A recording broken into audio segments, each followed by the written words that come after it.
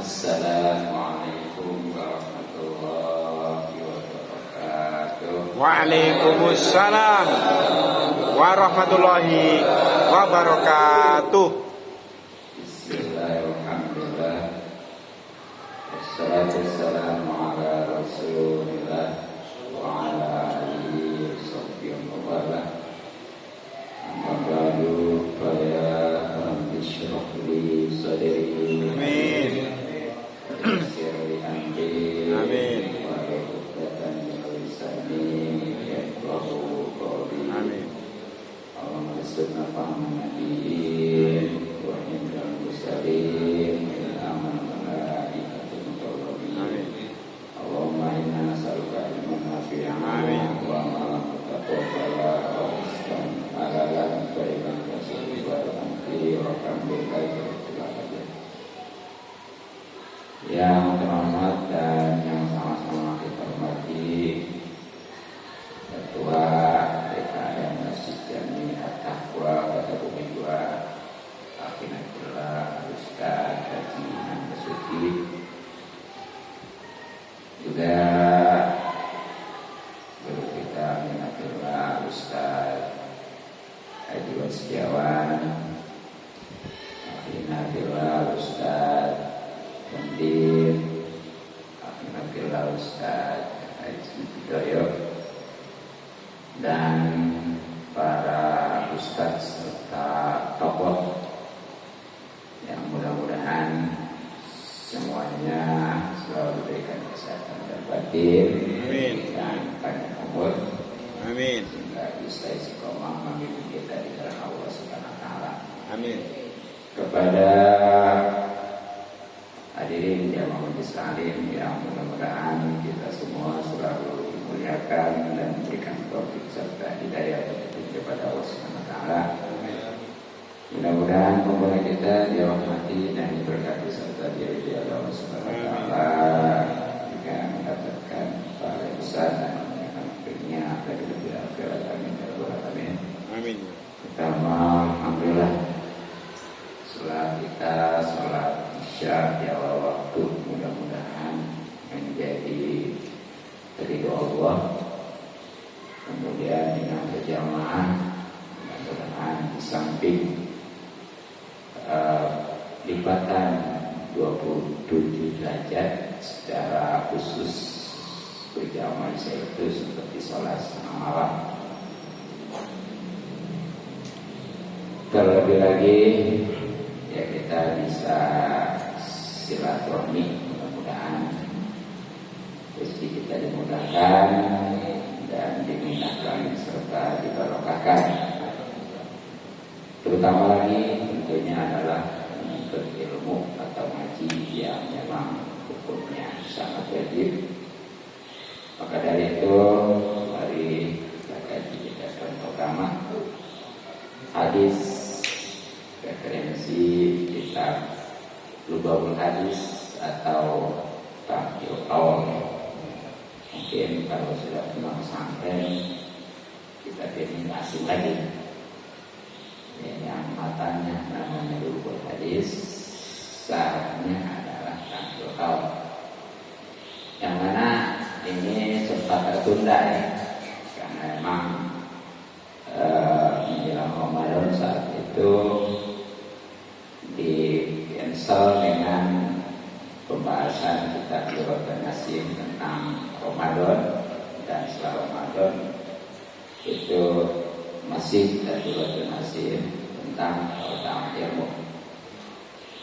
Nah sekarang kembali lagi yang punya dan bawa kitabnya, sekali lagi Lubabul Hadis atau Tahqiq Qaul, matanya ya, halaman 19.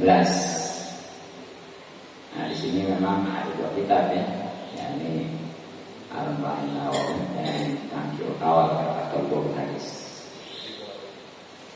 Qala musannif rahimahullah taala wa nafa'ana bi wa bi ulumihi wa amalana bi asrari tidarin. Amin ya rabbal alamin. Al-Fatihah. Bismillahirrahmanirrahim. Alhamdulillahirabbil alamin. إياك نعبد وإياك نستعين اهدنا الصراط المستقيم صراط الذين أنعمت عليهم غير المغضوب عليهم ولا الضالين.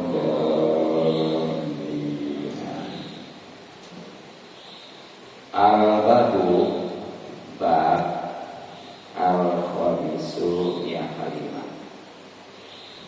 Fi fadilatil imani, itu menerangkan fadilah iman. Jadi bab yang kelima dalam kitab Tubabul Hadis yang jumlahnya 40 bab. Masing-masing babnya itu ada 1 hadis.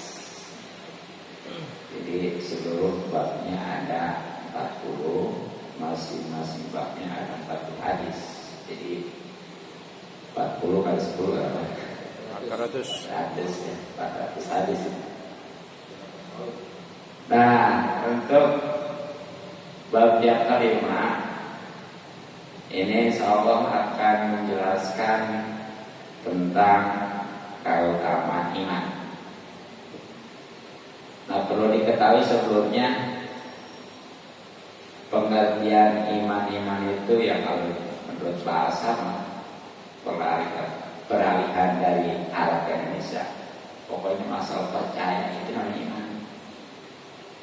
Tapi karena bahasa atau tidak bisa menetapkan hukum, makanya kudu melalui syarat Islam, yaitu membenarkan dan mengetahui keberadaan Allah Subhanahu wa Ta'ala dan sifat-sifatnya, khususnya 20 ya. Kalau pernah kita mungkin tuh yang paling bawah ada sifat 20, disertai melaksanakan segala yang diwajibkan dan yang disunahkan, serta mengetahui segala larangan dari kemaksiatannya. Tentunya kalau larangan mah itu dihindarkan, ya, kewajiban dijalankan, dikerjakan. Itulah pengertian atau definisi iman ya. Nah, mungkin kalau rukun iman langsung tidak hafal ya. Bagaimana kita katakan rukun iman itu ada 6. 1, iman kepada Allah. Kedua, iman kepada malaikat.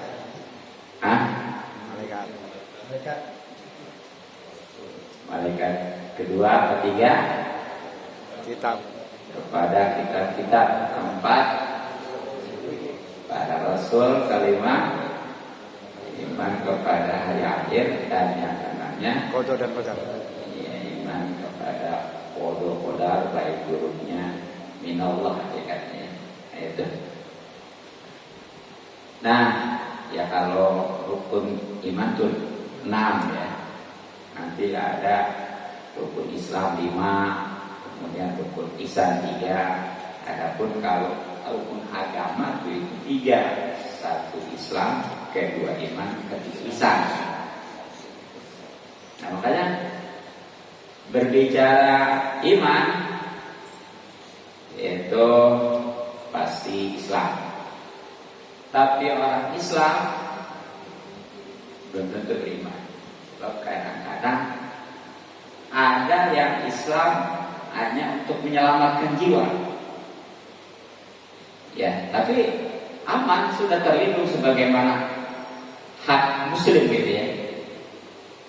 Ya makanya ketika Khalid bin Walid ya, yang mana pada saat itu musuh sudah mengucapkan asyhadu alla ilaha illallah, ya pokoknya 25 syarat sebagai syarat Islam gitu ya. Itu tetap oleh Khalid bin Walid ditebas saja, dibunuh. Nah itu disalahkan oleh Rasul. Apa sebabnya? Ya sebenarnya Khalid bin Walid juga itu beralasan karena dia itu masuk Islam ya udah kepepet rasanya.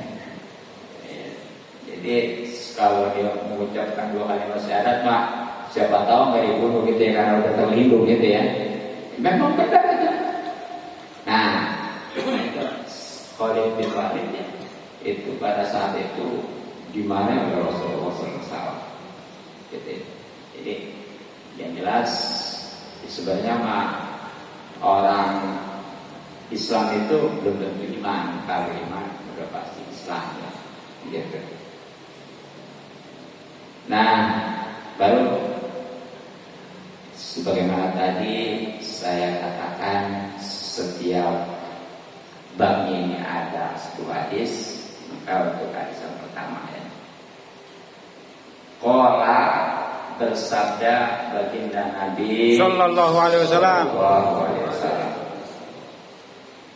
al-imanu, iman, ma'rifatun, itu mengetahui, bil qalbi, ya mengetahui Allah ya, dengan hati, wa qaulun, dan mengucapkan, bil lisani, dengan lisan, wa amalun, dan mengerjakan, bil arkani, dengan anggota-anggota.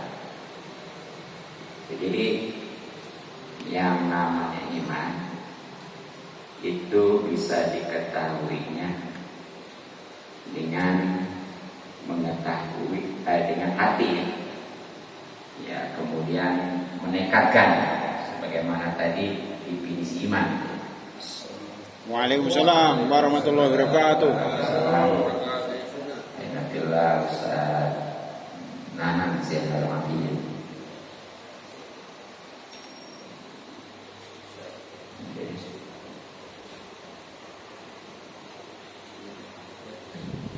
Nah, yang keduanya diucapkan dengan lisan, maksudnya adalah mengucapkan 2 kalimat syahadat ya, itu maksudnya. Dan dikerjakan dengan anggota, nah, maksudnya anggota badannya, baik itu ya tubuh lah pokoknya ya. Seperti kita usaha sholat kan, itu bergerak semuanya. Jadi itu paduan daripada 3 hal itu, yakni hati untuk mengetahui, kemudian lisan untuk mengucapkan 2 kalimat syahadat, dan anggota badan untuk menunjukkan ataupun mengamalkan daripada konsekuensi iman itu ya. Itulah baru iman. Ini hadis yang diriwayatkan dan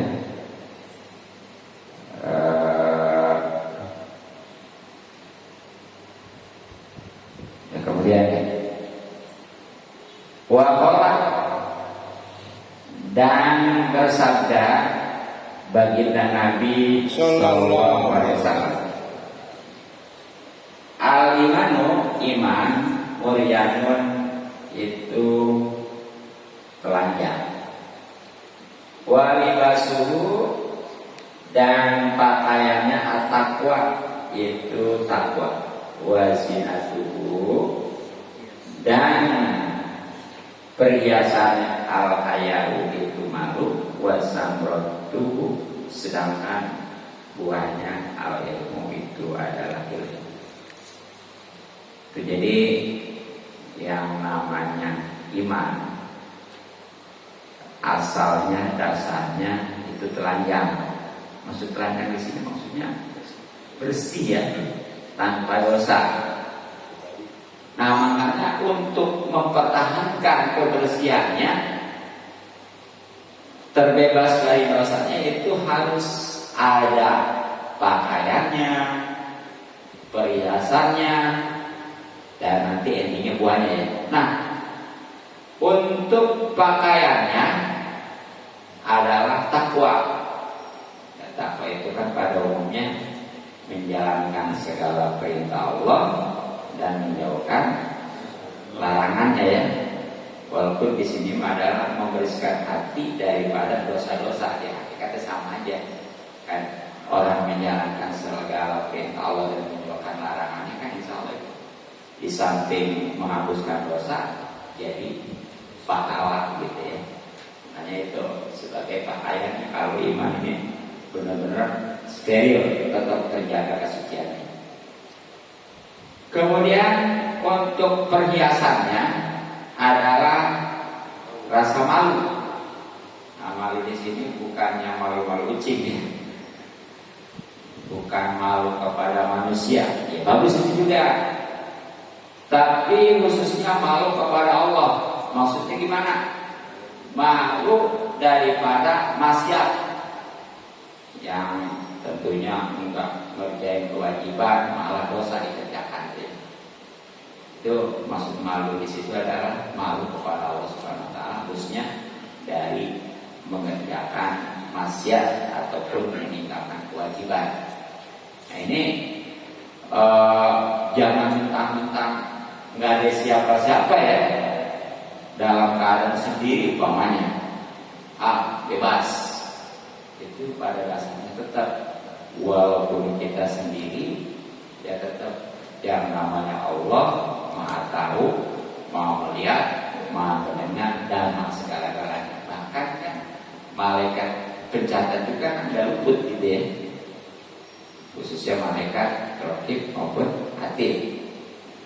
Ya walaupun katanya ada hadis kalau rumah yang dijaga sama anjing umpamanya ataupun ada yang gemuk, nah itu katanya nggak dimasuki malaikat termasuk gambar-gambar ya.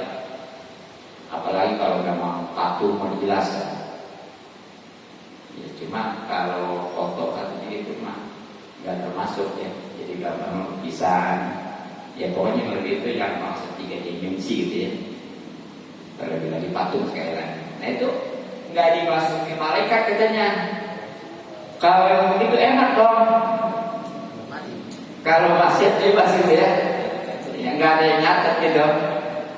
Nah di situ maksudnya bukannya malaikat raqib atid, tapi malaikat rahmat, begitu. Malaikat rahmat itu yang membawa dan mendapatkan rahmat sehingga rumah itu insya Allah ya dalam keadaan kasih sayang suami istri, anak sama orang tua sebaliknya gitu ya. Nah itu maksudnya kalau ada itu tuh jauh dari rahmat, makanya jangan heran kalau rumah tangga yang seperti itu seringkali ribut ya, karena ya kesal gitulah. Jadi bukannya malaikat raqib atid, kalau malaikat raqib atid kan tetap gitu ya, walaupun itu ada anjingnya, istilahnya ada patung, ya bahkan ada yang junub. Nah ini berbicara masalah junub, ya terutama perempuan yang haid ya. Sampai-sampai ada tekanan nggak boleh umpamanya dia mendekati mayit ya. Apa sebabnya? Karena kalau punya junub jangan taziah, jangan mendekati mayit ya. Nah karena memang mayit itu butuh rahmat gitu. Sedangkan orang yang junub itu ya itu kan menghalangi rahmat, menolak rahmat, makanya itu suka ada kebenaran. Jangan kalau ingat mah jangan mendekati mayit gitu ya. Gitu ya. Jadi itu maksud malu. Nah sedangkan buahnya daripada iman ini, puncaknya adalah ilmu, yang pastinya adalah ilmu yang diamalkan. Makanya nih kadang-kadang 3 hal yang terkait ya: ilmu, iman, amal. Mana dulu? Nah, ya kadang-kadang iman dulu, kadang-kadang nih, sehingga dia semangat untuk ibadah, tapi sayang kalau nggak ada ilmu. Ya, bisa jadi bingung seandainya dia ibadah juga tidak diterima kalau tidak didasari dengan ilmu. Bisa jadi amal dulu Nah dengan amal nanti iman ini bisa bertambah. Tapi tetap harus didasari dengan ilmu. Karena walaupun dia beramal tadi ya, kalau nggak didasari ilmu mah boro-boro untuk menambahkan keimanan, sedangkan itu sah juga kagak. Makanya ilmu penting. Mau orang itu iman dulu sehingga dia semangat untuk ibadah, ataupun karena dia maksain ibadah, ya, sehingga meningkatkan keimanan, nah itu tetap harus didasari dengan ilmu begitu. Coba ya, pokoknya nih ada orang katakan baru obat, dia nggak tahu ilmu, sholat juga bingung ya, gitu. Nah, itu makanya pentingnya ilmu itu dalam segala hal. Itu hadis yang kedua ya. Waqala, dan bersabda baginda Nabi sallallahu alaihi wasallam, la imana, tidak ada iman. Nah, ini maksudnya kesempurnaan. Liman la amanata, bagi orang yang tidak memegang amanah al-ghaib. Jadi tidak sempurna nih iman seseorang yang tidak amanah. Nah, ini berbicara amanah ini khususnya ya seorang pemimpinnya, kan biasanya dia diamanahkan untuk melindungi akan jadi pelayan rakyat. Nah sekarang nggak dipenuhi, yaitu namanya tidak amanah, dengan kata lain khianat. Maka itu menunjukkan itu nggak memiliki iman yang sempurna, gitu ya. Bukan berarti nggak beriman, tapi iman yang tidak sempurna. Nah tapi nantinya dengan kekurangan atau kerusakan sedikit demi sedikit iman, lama-lama bisa jadi sama sekali tidak ada. Itu dikhawatirkan. Gitu. Nah kemudian waqala, dan bersabda baginda Nabi sallallahu alaihi wasallam, la yu'minu, tidak beriman ahadukum, salah seorang di antara kalian, hatta yuhibba, sehingga ia mencintai bi akhi, kepada saudaranya, ma yuhibbu, sebagaimana yang ia cintai bi nafsihi, untuk dirinya. Jadi tidak beriman yang sempurna ini juga sama ya, bukan tidak sama sekali. Seseorang sehingga dia mencintai saudaranya sebagaimana dia mencintai kepada dirinya. Ya pokoknya mah ukuran diri sendiri. Kalau diri sendiri lainnya dikasih, mestinya ke orang lain juga ngasih gitu. Kalau diri sendiri ini gak mau dizolimi, ke orang lain juga jangan dizolimi. Itu baru sempurna iman kalau itu. Tapi kalau udah egois, terserah orang mah, mau enak mau kagak, yang penting saya gitu ya. Itu sangat disayangkan. Bahkan di dalam Arba'in Nawawi ini ya, Imam Nawawi pengertian daripada saudara di sini artinya bukan hanya orang Islam, termasuk orang kafir sekalipun. Kalau memang ada ikatan saudara, walaupun hakikatnya kan jangankan sama saudara, sama orang tua juga kan, kalau sudah beda akidah kan dilepas ya. Tapi pada dasarnya saudara itu tetap kudu punya rasa cinta kalau pengen iman sempurna. Nah mungkin kalau sesama muslim kita berharap supaya dia itu tetap ya dalam keadaan Islamnya. Nah sementara kalau orang kafir ini kita berharap menginginkan supaya dia itu masuk Islam. Gitu ya. Jadi boleh kita ngadoain orang kafir itu hanya hidayah. Bagaimana kalau keselamatan? Nggak boleh. Apalagi kesuksesan ya. Makanya nggak boleh ucapin salam pada kafir itu. Bagaimana kalau kita ucapin salam sekarang orang kafir juga pintar-pintar ya, bahkan klase-klase gitu ya. Nah itu cukup jawab alaikum aja. Jadi jangan pakai salam. Hanya kalau kafir assalamualaikum. Alaikum. Jadi jangan alaikumsalam. Sebab itu ada keselamatan. Apalagi keselamatan. Kalau katanya kalau diucapin salam assalamualaikum, jawabnya waalaikumsalam warahmatullah. Kalau diucapin assalamualaikum warahmatullah, dijawabnya waalaikumsalam warahmatullahi wabarakatuh. Waduh, justru kalau orang kafir cukup alaikum. Jadi boleh. Bahkan kalau memang berani, kalau bisa, itu kalau orang kafir sekarang, kita bisa tuh umpamanya saatnya memberikan jalan hidayah sehingga dia masuk Islam. Jadi tabirin di rumahnya ya. Ayo coba baca syahadat Aisyah. Dia bisa tuh luar biasa bagi dia yaitu untung karena nggak pernah ibadah tapi masuk surga. Ya, tentunya yang nggak pernah ibadah tapi masuk surga. Kenapa? Dengan dia masuk Islam, dosanya terhapus semua. Baik yang kecil maupun yang besar. Itu keuntungan. Kemudian, ya memang dia langsung bapak ya, belum sempat ibadah kan? Itu luar biasa ya. Nah, bagi yang akhirnya di mana yang bisa menuntut syahadat ini? Oh, itu pahalanya lebih baik daripada dunia bisa berisi. Di antaranya ya.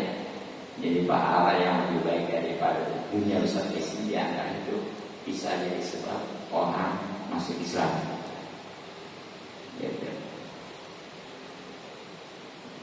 Boleh kita nggak ada larangan. Walaupun Islam itu nggak boleh maksa, tapi itu dianjurkan tetap.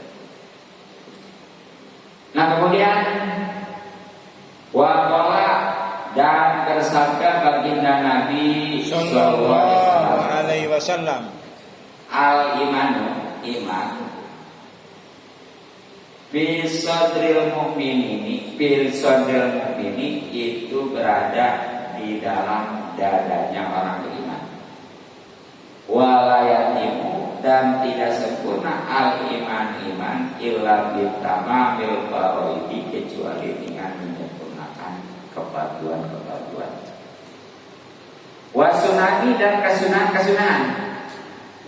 Walayak suruh dan tidak rusak al-imanu iman illa bijuhudil faraidi kecuali dengan mengingkari kepaduan wasunani dan kesunahan.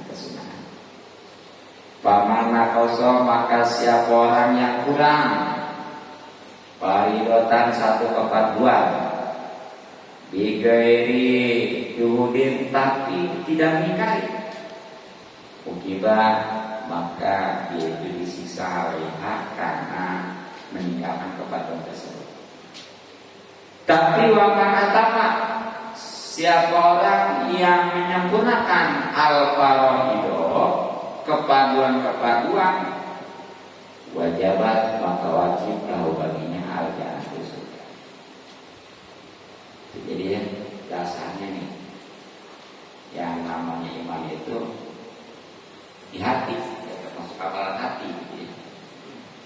Tapi bisa tercerminkan dari gerakan ya.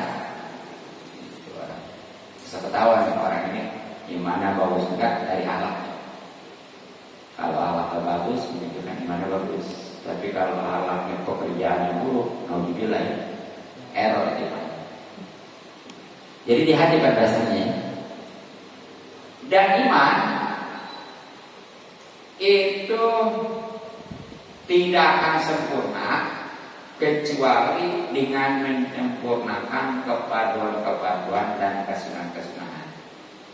Jadi dengan kata lainnya, yang namanya itu bisa berkurang kadarnya, bukan imannya hilang ya, kadarnya. Karena tadi haruslah tidak sempurna gitu ya. Nah, dari sini juga ini tidak akan sempurna, berkurang. Ya. Jadi yang bisa mengurangi kesempurnaan iman itu adalah dengan tidak menyempurnakan kepaduan. Jadi kalau dia itu menyempurnakan kepaduan, insya Allah itu imannya sempurna ya, termasuk kesunahan. Nah ini kepaduan, baik itu puasa, sholat terutama ya. Nah kesunahan juga sama, baik itu sholat maupun puasa ya. Jadi intinya mah kalau pengen sempurna iman, kerjakan yang namanya kepaduan, baik sholat maupun puasa dan kesunahan-kesunahan. Jadi jangan yang yang wajib juga udah bagus dah. Jadi jangan gitu. Pokoknya mah kalau pengen maksimal iman ya, itulah lengkapi, sempurnakan dengan kesunahan.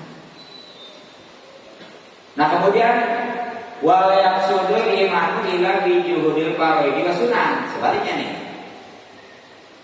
iman itu tidak akan rusak kecuali dengan mengingkari kepaduan dan kesunahan. Jadi rusaknya iman ya. Jadi kalau sempurna iman dengan menyempurnakan ibadah fardu dan sunnah, sementara yang merusakkan iman ini adalah mengingkari kepaduan kesunahan. Jadi bukannya sebatas dia tidak mengerjakannya, ini sampai mengingkari. Jadi harus dibedakan. Ada orang yang mengerjakan otomatis dia nggak mengingkari. Tapi ada yang dia meninggalkan kewajiban katanya. Jadi ada orang yang mengerjakan kewajiban otomatis nggak mengingkari. Kedua, dia itu nggak mengerjakan kewajiban tapi tetap nggak mengingkari. Dan yang lebih parah, dia udahnya tidak mengerjakan, mengingkari.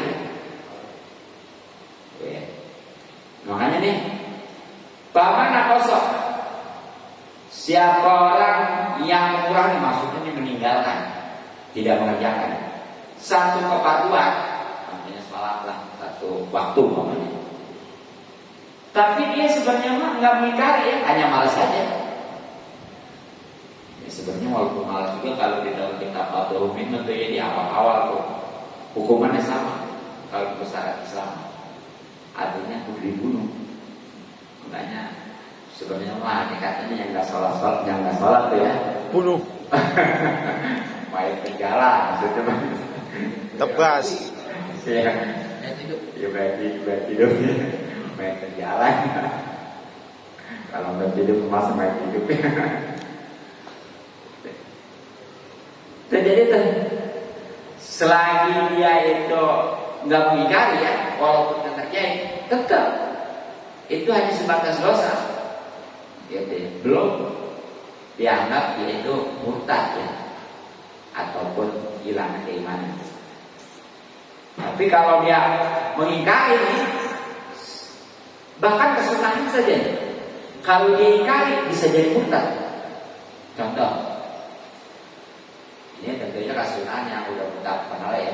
Di antaranya seperti sholat yang qobliyah pokoknya. Nah dia itu nggak mengerjakan karena membela diri, gitu ya. Alasan sunnah ini cuma itu. Ya padahal kalau mau mengerjakan mah kalau nggak mengerjakan udah aja ya. Suka lah dengan kenapa nggak sholat qobliyah? Ya saya mah belum bisa, doain aja gitu, jangan sunnah ini tuh mah. Atau seperti puasa yang kami isi orang-orang berpuasa juga kagak. Padahal mah dia ustaz gitu ya. Begitu ditanya, kenapa ustaz nggak puasa yang lain? Itu mah sunnah. Jangan gitu. Pokoknya mah, saya mah lagi ini doain aja supaya bisa bisa gitu ya, jangan bela diri. Itu gara-gara bela diri itu para tadi kalau dia mengerti ya itu masih batas nggak dapat pahala kan ya, nggak dosa ya. Tapi gara-gara dia mengingkari, justru itu jadi murtad. Nah, dibilangnya ya, apalagi kewajiban sunnah aja tuh. Kalau memang diingkari jadi murtad, apalagi itu kalau ditinggalkan satu ya. Tapi waman ataman al-faraidu wajabat rojanatu. Siapa orang yang menyempurnakan kepaduannya, dia maksudnya menyempurnakan berarti ditambah dengan kesunahan. Sebab nggak bakal sempurna yang wajib kalau yang sunnah nggak dikerjain. Ya, makanya kan diantara hikmah ibadah sunnah itu khusus sholat ya, nambel yang wajib, yang bolong dari yang wajib. Ya kan kita katakan yang wajib bisa jadi kurang khusyuk ya, terutama dari gerakan umpamanya itu dari kekurangan itu. Nah dengan adanya sholat sunnah ditambal tuh, itu hikmahnya tuh. Jadi nanti kan di akhirat yang paling pertama dihisabkan sholat ya. Kalau misalnya ada kurang bagaimana nih sunnahnya ada tubin, insya Allah yang lainnya enak. Tapi kalau misalnya sholatnya udah benar sementara nggak ada penambalnya, ini sangat disayangkan ibadahnya lainnya juga. Jadi di sini kalau dia sempurnakan kepatuhan, maksudnya juga dengan mengerjakan kesunahan, ya bukan wajib aja. Sebab nggak bakal sempurna wajib kalau enggak ditambah dengan kesunahan. Nah kalau sudah begitu pasti wajibat gaulnya wajib yaitu mendapatkan surga. Ya bahkan ada kan hadis itu seorang hamba yang tidak henti-hentinya, jadi dengan kata lain dia benar-benar ya menjaga yang wajib. Setelah itu dia juga sempurnakan. Berarti bahasa sempurnakan itu dengan kesunahan ya, dengan kesunahan. Maka kalau dia itu sudah demikian, itu luar biasa. Tidak sembarangan dia berkata kecuali atas dasar bimbingan Allah. Tidak sembarangan dia megang kecuali kan ada maksudnya. Kalau misalnya seharusnya tidak dia megang kecuali Allah memegangnya gitu ya. Tidak dia melangkah kecuali Allah melangkahnya. Maksudnya dapat bimbingan terus, dapat perlindungan.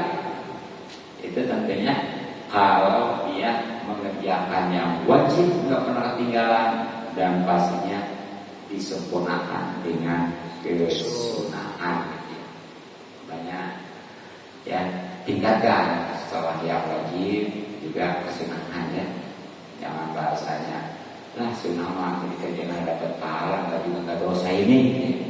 Nah seperti itu ya, apalagi kita nanti di akhirat ini sangat-sangat membutuhkan yang namanya pahala ya, sampai-sampai kan ada dalam Al-Quran deh ceritanya pengen dikembalikan ke dunia, pokoknya kalau dikembali ke dunia saya pokoknya mah nggak ada kesempatan untuk main, saya betul-betul memanfaatkan gitu ya waktu-waktu untuk ibadah.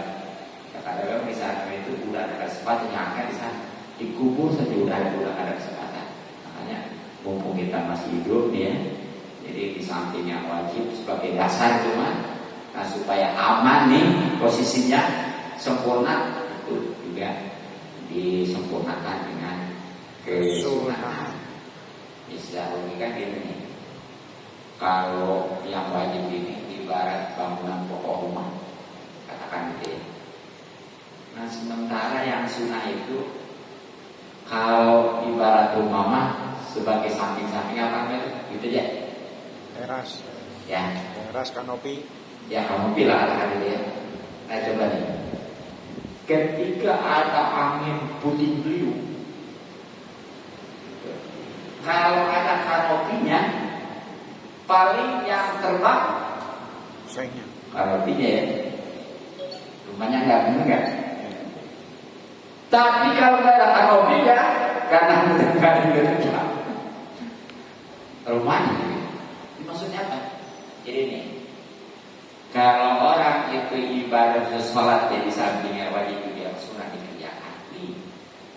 Iya sih memang kalau dalam kondisi kita normal gitu, dalam keadaan kita enak, nyaman, kita kan bisa ya. Tapi pada saat tertentu bisa jadi gini, karena saking malasnya, nah itu paling sunnah yang dikerjain, yang wajib tetap begitu. Tapi kalau hanya wajib, padahal lagi tenang, lagi enak, ibadahnya hanya wajib aja soalnya.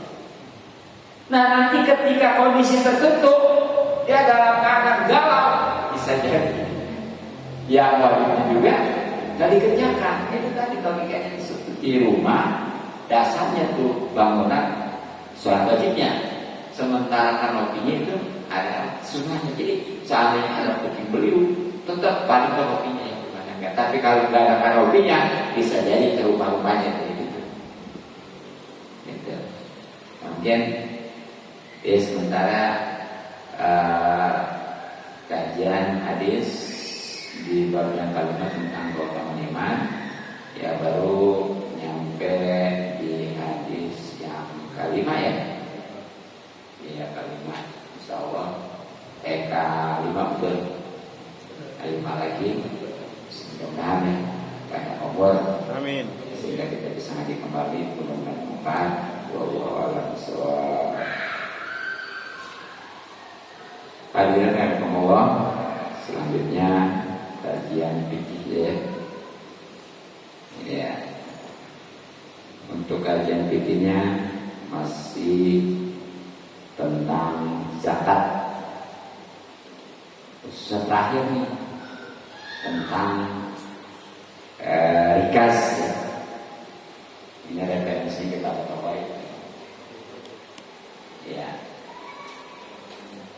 Bismillahirrahmanirrahim. Wa ma yujadu, dan sesuatu yang didapatkan minarikas dari rikas, wa huwa rikas itu tapi nur jahiliyati, adalah peneman orang-orang jahiliyah. Wahia jahiliyah itu adalah al-halakul latikanat, itu keadaan yang mana alaiha padanya ala orang-orang Arab qabla Islami, sebelum Islam, minal jahili khususnya ya. Karena bodohnya bila itu tahu wa rasulihi, dan utusan Allah, wa syariat Islam, juga syariat Islam, papihi, maka pada atarikan al-usul itu seperti mana. Jadi di antara kewajiban yang harus dikeluarkan ya menurut syariat Islam adalah tentang barang-barang yang ditemukan dari peneman kaum jahiliyah yang dinamakan rikas. Rikas itu yang lebih populer disebut harta karun lah gitu ya. Iya, pokoknya mah yang populer harta karun gitu. Memang atau rikas ya, gitu ya.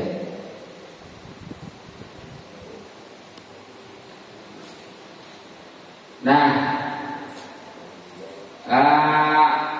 apa sih rikas tadi ya? Definisinya adalah pendeman orang-orang jahiliyah. Jahiliyah di sini adalah tentunya orang Arab sebelum Islam. Dan sebelum Islam maksudnya dia masih bodoh tentang Allah dan Rasul jika syarat-syarat Islam. Seperti ini tadi orang Arab ya, definisi tadi sebenarnya mah. Pokoknya malah kalau dia bukan Islam ya, jadi terus orang-orang dulu gitu. Ketika kan zaman dulu mah kalau harta dipendam ya, nggak ada bambu, nggak ada. Ya, itu benar-benar benar dulu ya, pendam, ya. Nah, itu mungkin karena yang menerima itu sudah wafat, ya nggak tahu ya, nggak ngelacak tuh. Kayaknya sampai turun-temurun ya, itu nggak ketahuan. Nah begitu ada orang di akhir zaman ini ngegali sumur ataupun apa gitu ya, tiba-tiba aja tuh ada tuh. Ya namanya barang tertentu ini apa aja ya, bukan emas saja. Pokoknya yang barang berharga gitu. Mau emas, mau perak, pokoknya ada harganya lah.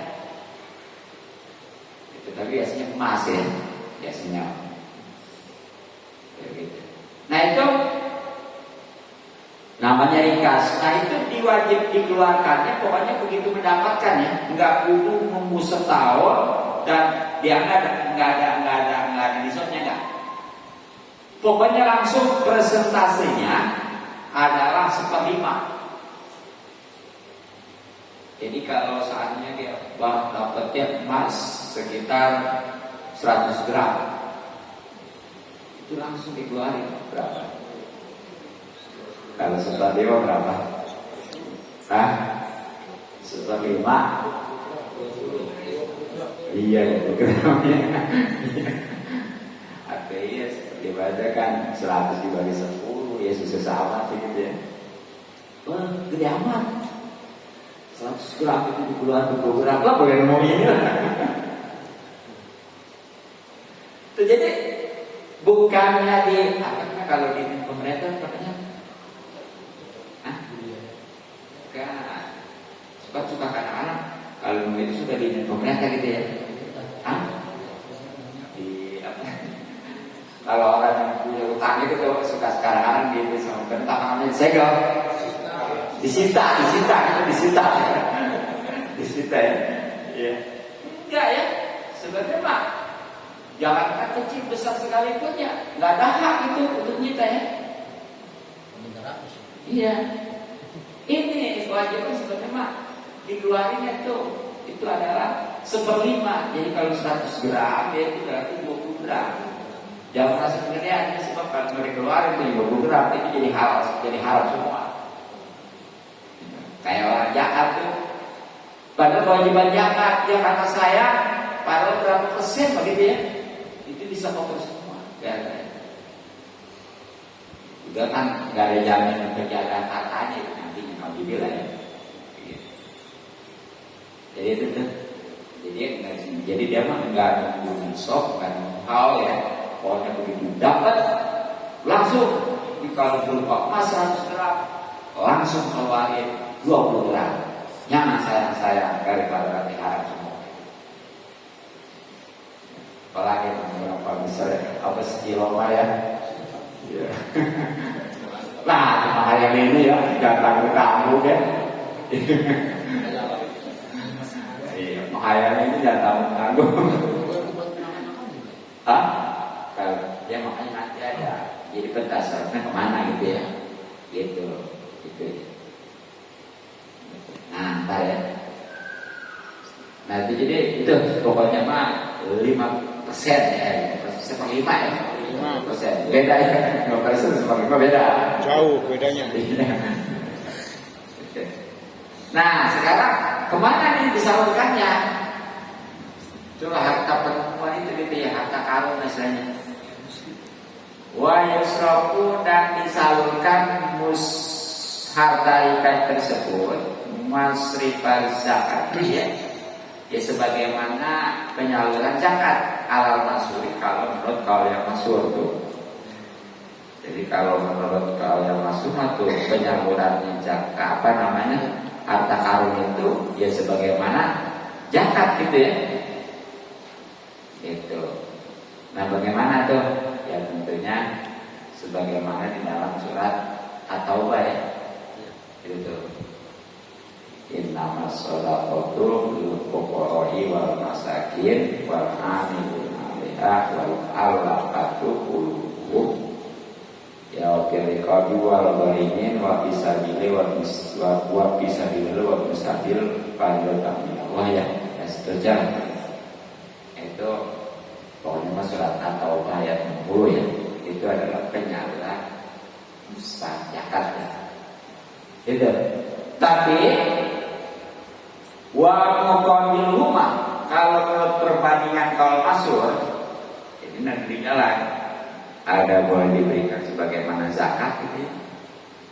Nah kalau menurut muqabil masyhur mah annahu sesungguhnya harga zakat itu yusrofu itu disalurkan ila alil khumusi itu kepada ahli yang seperlima al-mazkurina yang disebutkan semuanya di ayatil P itu di dalam ayat P. Jadi kalau menurut kaul yang perbandingan kaul masyhur mah tadi ini itu bukannya disalurkan kepada musaik zakat ya, tapi kepada yang ahli seperlima. Nah khususnya itu yang termuat di dalam ayat Al-P ya. Ayat P itu kalau nggak salah di surat Al-Asr ya, nanti bisa dari surat Al-Asr ayat 7.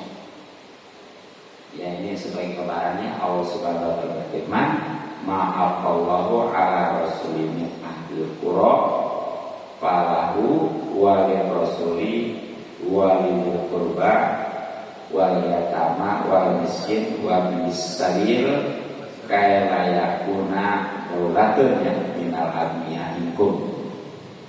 Jadi harta rampasan dari mereka yang diberikan Allah kepada Rasulnya yang berasal dari penduduk beberapa negeri adalah untuk Allah, Rasul, kerabat Rasul maksudnya, anak-anak yatim, orang-orang miskin, dan untuk orang-orang dalam perjalanan agar itu jangan hanya berada di antara orang-orang kaya saja di antara kami. Nah pertanyaan, kalau dikasih itu harga itu apa sih gini nih? Jadi di dalam Islam itu ada istilah P, ada istilah sahab, ada istilah ghanimah, ada istilah jizyah. Nanti juga lihat ada di kitab ini juga ada nanti.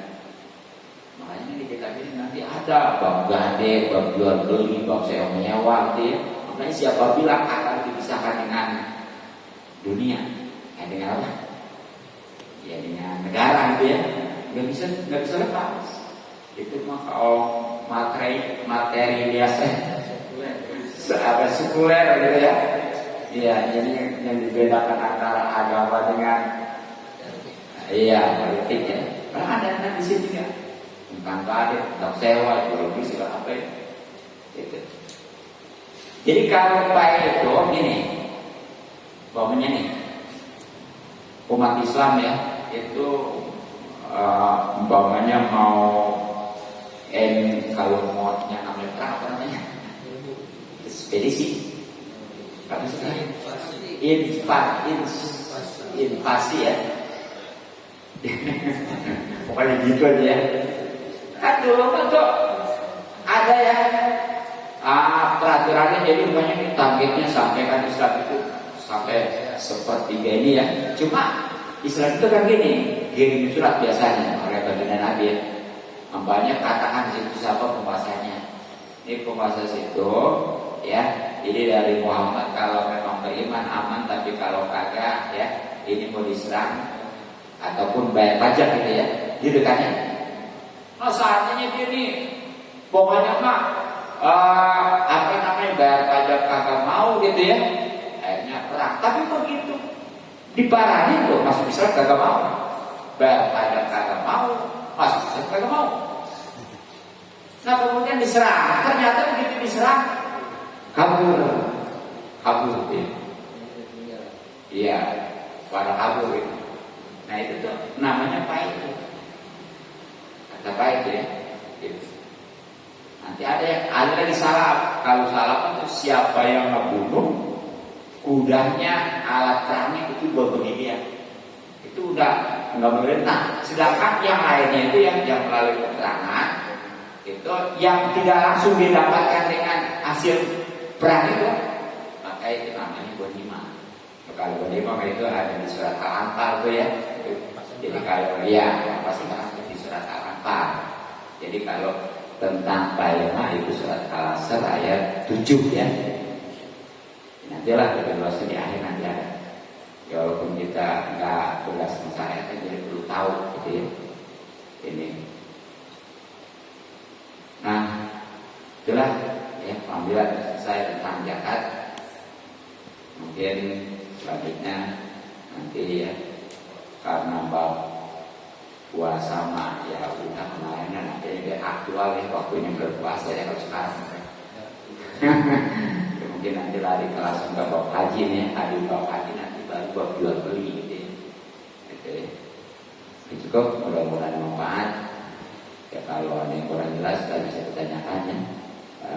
Mohon maaf dan maklum. Assalamualaikum warahmatullahi wabarakatuh. Waalaikumsalam warahmatullahi wabarakatuh.